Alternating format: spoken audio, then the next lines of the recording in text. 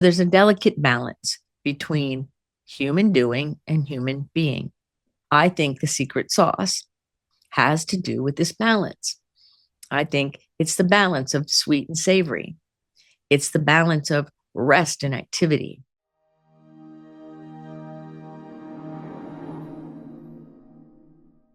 The secret sauce for neurodivergent leaders. Hi, friends, it's Dianne, and today we're going to talk about the secret sauce that really helps a neurodivergent leader be excited, fulfilled, passionate, and effective. These things are so important. And those of us who are neurodivergent, whether we have ADHD or another situation, are often challenged with how to lead the team or the group or even manage our own lives. And I believe there's a secret sauce that helps us live the best life, be the happiest, and the most effective in our work and in our play. So, first, I want to tell you a little story because I think this will ring true on whatever level for you. I've been working in the helping professional, personally and professionally, for 45 years. And I have a lot of hours and time of listening to people, to gifted people, to neurodivergent people, to neurotypical people, trying to make their way in the world. Whether they're trying to run their company or it's a musician trying to keep his band and his tour together, or somebody trying to grow spiritually, or a corporate CEO who is trying to sort out how to run and manage the company, or somebody who's newly retired, covered all the bases, even high school students. So one of the things that I have a story about is this person who I was working with quite some time ago. And let's call the person Craig. That is not the person's real name, of course, but it's a theme. It's an idea. This story is a compilation of situations. And so Craig came to me and he wanted to have some help with a grieving situation. He was grieving the loss of a relationship and it was impacting his work. And he was just feeling kind of a malaise and things like that. He didn't have mental illness in that classical sense, but he was certainly ADHD and certainly reacting very intensely to the sensitive emotions. And so we were working together. And it wasn't very long into working together, maybe 4 months or so, that Craig said, I think I'm good. I've learned everything I can learn. I've applied it all and I've got it. And so he said, let's just take a break and I will call you when I'm need more. I said, okay, fine, because I'm not going to push anything on anyone or try to tell somebody what to do. But here's what I knew. I knew that Craig was doing what I call flight to health, meaning if I can just learn the thing, I can learn the strategy or learn the word or learn the thing, then I will be all better. Because that's what our culture in Western society teaches us. If you just know the right thing, you'll be better. But see, that's not true. It's not true in our development, and it's not true as a neurodivergent leader. So let's think about this for a minute. What do you think happened to Craig? Well, I can tell you. About 3 years goes by, I never did hear from Craig, and I'd email him once in a while when I was thinking of him because I know that if I'm thinking of somebody, something's going on. And then finally I hear from him, and he sounds really sad. I said, what's up? Why are you sad? Because I'm thinking that he was doing great all along. And he goes, you were right. I learned all those things in my head, but it didn't stick in my day-to-day life. And I've been really sad and miserable since, and I've had a really hard time. And so he asked if I would take him back and show him the way. And I said, of course I will. And then I've had other people who tell me how fast they learn and how quick they are, because of course you are. You're gifted. You're neurodivergent. Of course you learn fast. But that's not where the secret sauce is. Because as I tell everybody, if learning the cognitive information was enough, none of us would need mentors, therapists, coaches, healers, none of it. Because we know how to deep dive and learn things like no other group of people. So if knowledge alone was the answer to the challenge, we wouldn't know each other. Because we would seek the knowledge, we would do the deep dive. These days we would go on ChatGPT or something, and we would get the knowledge and we would be all better, and whatever the problem is, the solution would have appeared. But see, that's not how it works. There's more. There is a secret sauce that has to go with that knowledge. And I see it over and over again. I've had a couple people call me recently on get to know you calls. And one of them was from this country and one of them not from this country. The same challenge. I know a lot of things. I'm smart, yet there's still something missing. And so I think it's a really important thing for us as neurodivergent people to really think about are these kinds of things? What is going on? So there's a drive in us to learn. There's a drive to know things. There's a drive to get an understanding. And I think that's noble. And I think it's required if we're going to grow and evolve and transform in this world. And I think there's also more. So I think there needs to be a balance between human doing, learning, acting, those things, and human being, integrating, meditating, allowing ourselves to live in the flow of the world, whatever that looks like for us. So human doing, you're human being. So gifted people often are over rewarded for the human doing part because we can do more faster than a lot of people. When we're neurodivergent, we have a whole different ability to nuance things and put ideas together and synthesize things and see patterns like nobody else on the team, nobody else in the family. So what happens? We get relied on to do the thing. And eventually the doing, the searching, the seeking outside of ourselves, all of those things begins to erode our sense of self, begins to erode our confidence in ourselves, begins to erode our sense of competence, because we're always just seeking and going and doing. And we never slow down enough, like really slow down enough to breathe and feel our human beingness.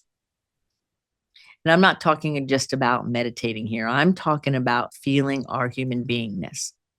So do you know what your right little toe is feeling right now while you're listening to me? How about your left knee? How's that doing? Right? Can you tell how your eyes are? Are they strained? What's going on? Are you in your beingness?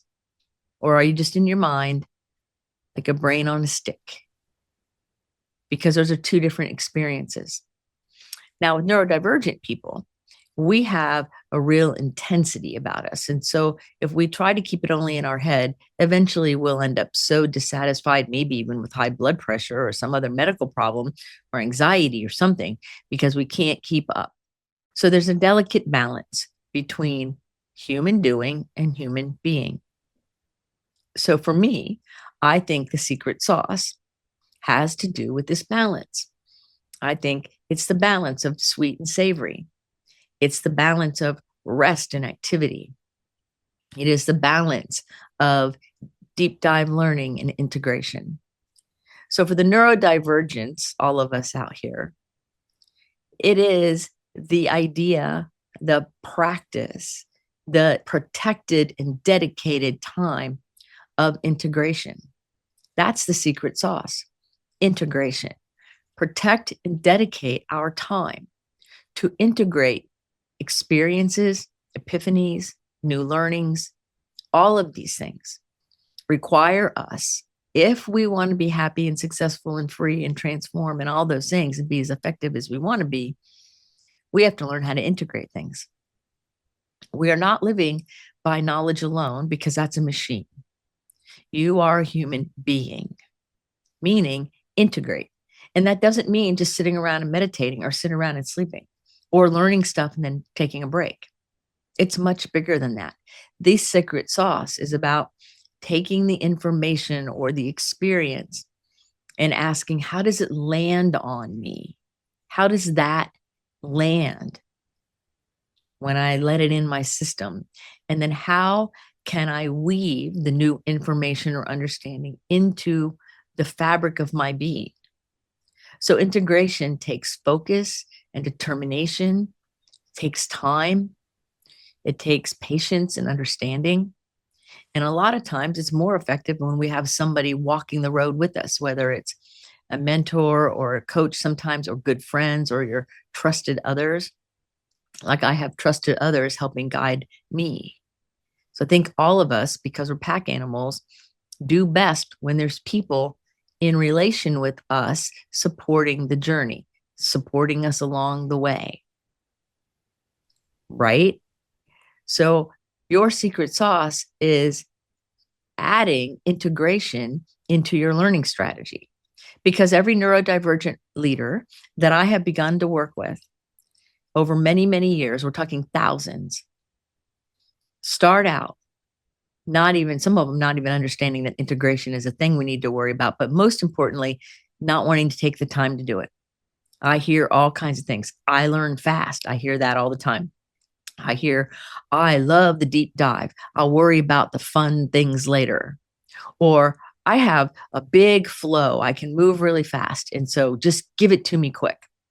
And then there was a guy who always brought a notebook and put all the notes into it, a loose leaf binder, all the handouts I gave him, all the worksheets we worked on, all his notes.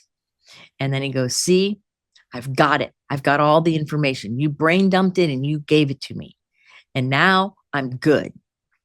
He didn't integrate any of it. He was too busy grabbing all the information. And then so he moved to Brazil. And then he started having a lot of hard times because he thought holding it in his mind alone was going to help, and it doesn't. It's a part of it, but it's not all of it. The more important part is, how do you weave the information, understanding, and knowledge into the vision for your life, the mission of your life?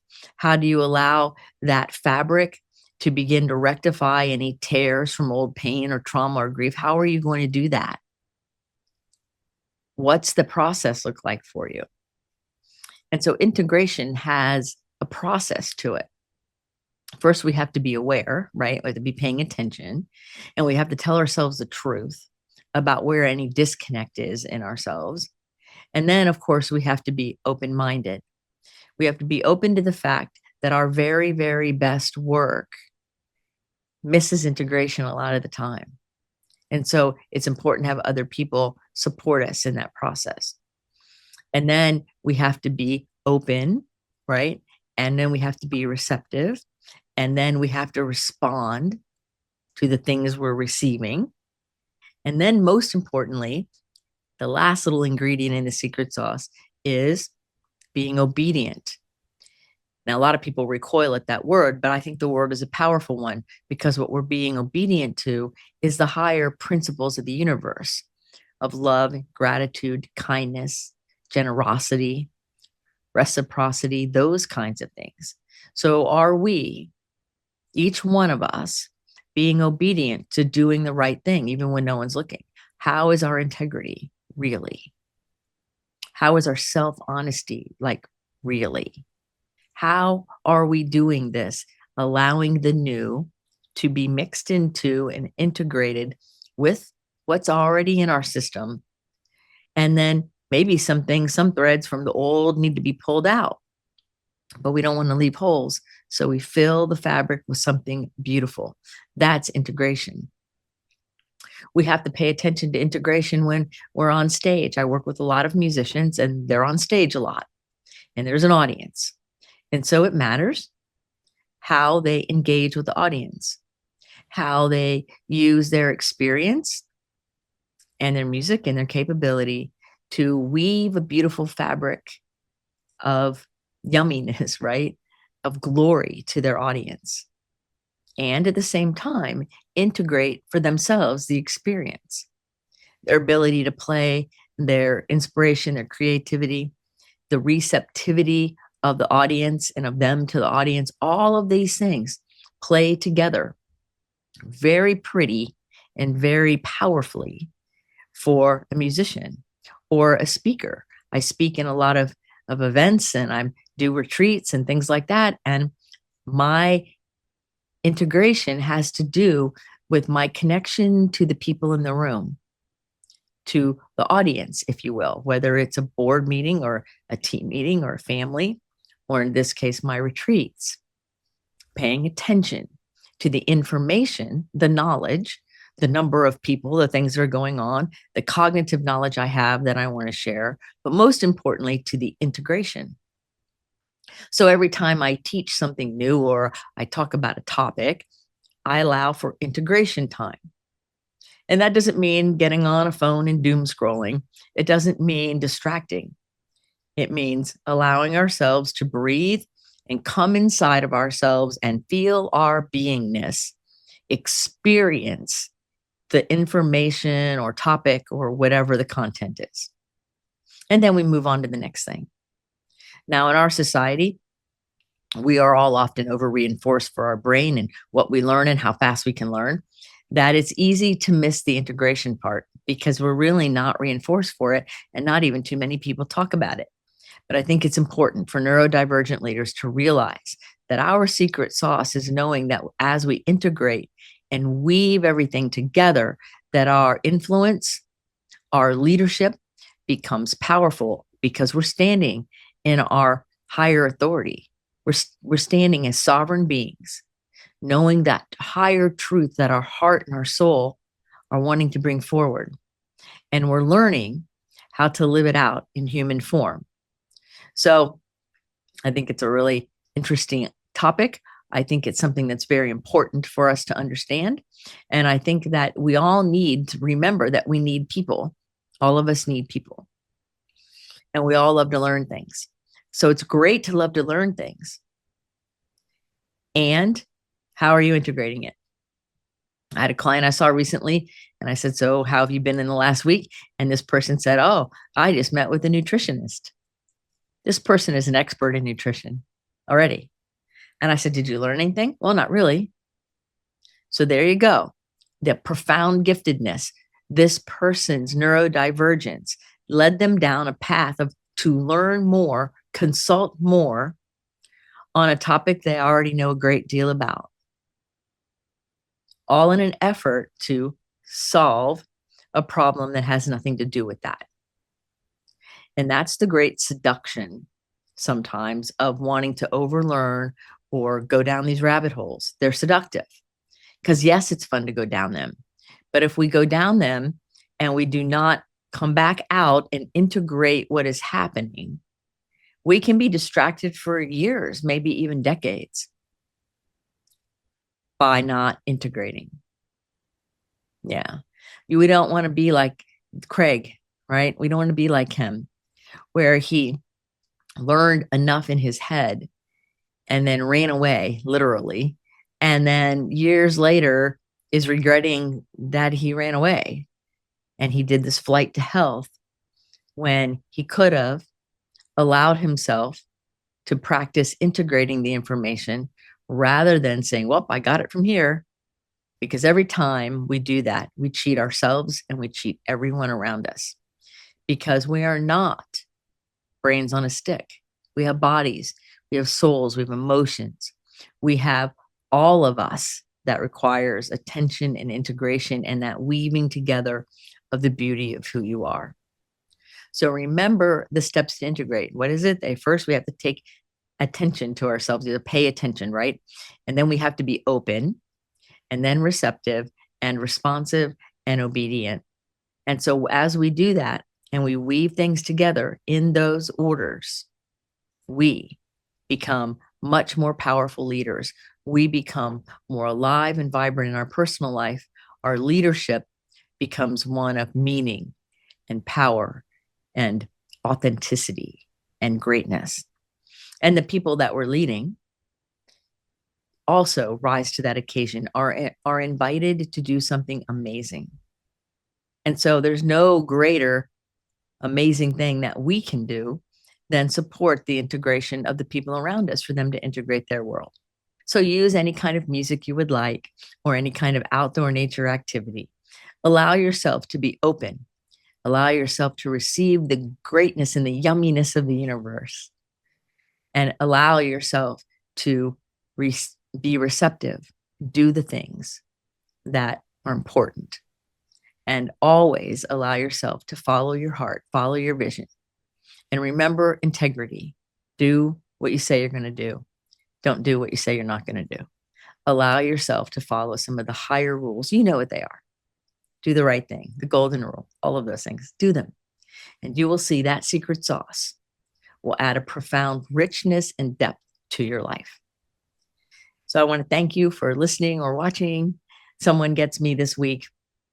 And think about your secret sauce. Think about how you are open and receptive and responsive. Think about how you allow yourself to integrate your life experience to your own world and create a more vibrant and rich fabric from which you can stand and do great things in the world. Don't forget, if you want to be on my email newsletter list, there's a link in the show notes. And as always, if there's any questions you have, or you just want to chat about things that are important, or this show, make sure that you make a get to know you call with me, because I love having these conversations. I love meeting people and sharing great ideas about the neurodivergent gifted world. So until the next episode of Someone Gets Me, put your face to the sun so the shadows fall behind you, because you are a rock star. You're here on purpose with a mighty purpose. So go out there and let your light shine. And remember, your neurodivergent, amazing self is here on purpose with something beautiful. Allow yourself to experience that beauty from the inside out. Until the next episode of Someone Gets Me, this is Dianne saying, be well.